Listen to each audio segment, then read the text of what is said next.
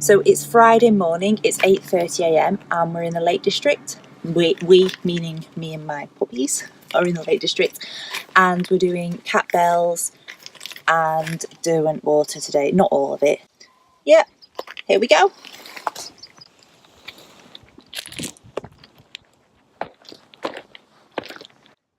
I'm out of breath. I can't believe I'm out of breath.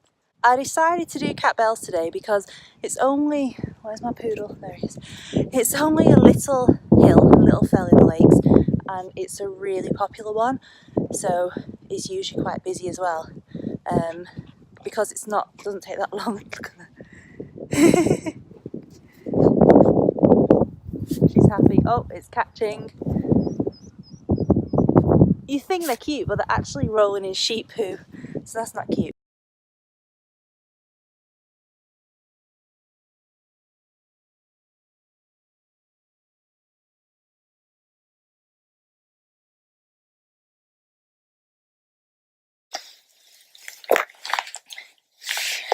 So I feel like I need to do a little explanation, talky bit about what just happened there. So we did that really big scrambly bit and I was terrified, and it wasn't even anything big. It was quite difficult, but it's the fear of falling. But it's not just like a regular fear of falling.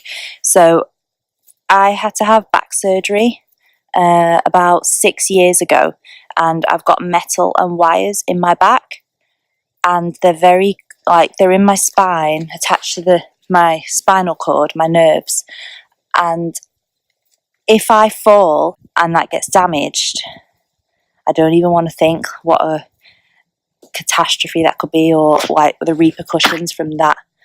It's all like loose slate type of stuff, so it was really slippy. The dogs were making things much more difficult than they had to be because the dogs were under my feet, and then the dogs pick up that I'm scared and they suddenly act scared. Tiger, he's like my little soulmate. Anything that's Kiri, anything that's going on with me, he just knows straight away. So when he realises that I'm a bit cautious, he becomes very cautious. That's why he did a runner in the other direction. Yay, right on cue, don't knock the camera. Come here, I'm talking about you. Yeah. So he did a runner in the other direction because he was scared, and it wasn't good for either of us. But we did it.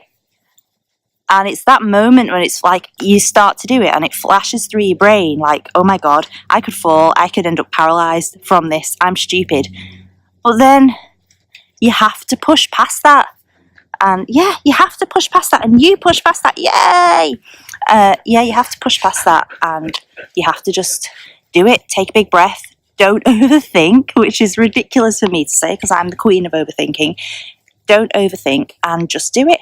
And we did it, and we survived, and it's all good. So yeah, it wasn't just me being like a nervous cow over a bit of rock. I just wanted to explain the reasons behind my fear. How cute are you? Yeah.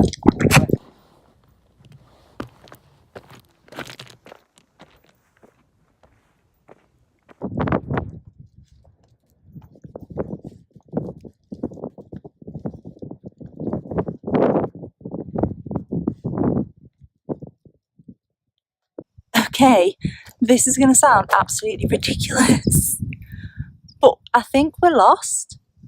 I actually think that we're lost. Yeah, and it says me like, oh, I've done my mountain navigation course, but I didn't bring my map or my compass because I was like, how can you get lost on Catbells? It's so easy. But I feel like it's back there, and we've just somehow missed the summit and just come a bit further. Yeah, we are lost. So I've made the executive decision, because none of them wanted to take responsibility for it, to turn around and head back towards Catbells. So I've just passed two people who were passed on the way up, and I was like, hey, can I ask you a really stupid question? And they looked at me like, yeah. I said, is Catbells that way? Which is the way we're walking back. And they burst out laughing and they're like, yeah, it's that lower one over there, like you've massively passed it. And I was so embarrassed. And I was like, I've done it so many times, I don't know what I've done, I've just slipped past it. Yeah, it was embarrassing. We had a good laugh, all three of us, but gotta own your mistakes. Echo was like, yeah, there it is, you stupid cow. Yeah, it is. We've walked there. I think I've just walked sort of round the side, and I don't know. There's no excuse really. There is no excuse. I will never live this down. Everyone's free to ridicule me for it. So the plan is to go and follow that path down all the way to the water, and then walk back that way. I've just passed an Indian man. He's probably about my dad's age, and he was walking with two other non-Indians. And I can say this because I am Indian, so it's fine for me to say it. But we gave each other like a little look and a smile, because it's very rare when you're doing things like this that you see fellow Indians. It's really rare.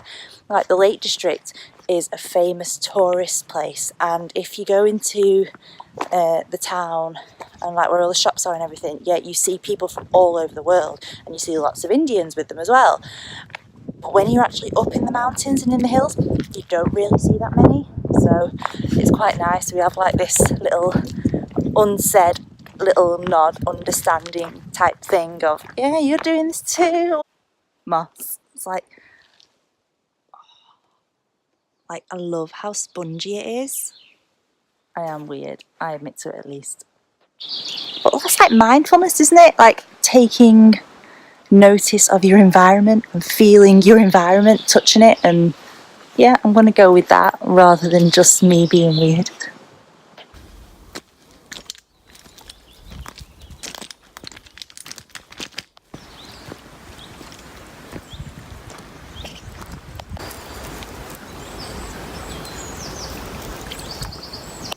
So I'm trying to sum up the courage to get naked, semi-naked, but I'm fairly close to the road, and an old couple have just walked past. I can hear them, actually, I can hear them over there.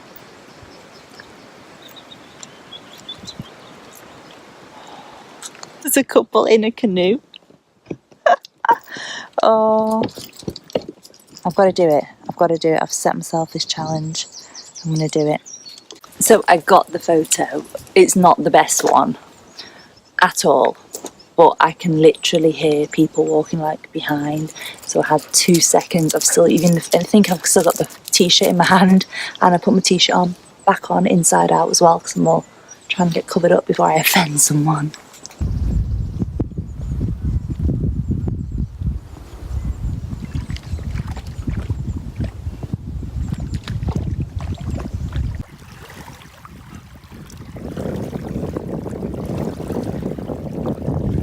If you have not tried getting naked yet in public, in nature, let's say, rather than just in public, I would highly recommend it. It just feels like so liberating, like the air on your bits, and yeah. I was only semi-naked as well.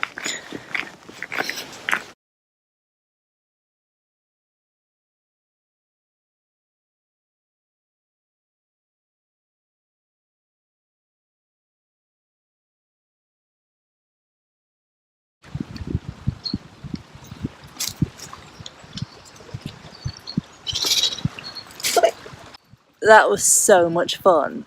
I just can't walk past the swing without going on it. I love that.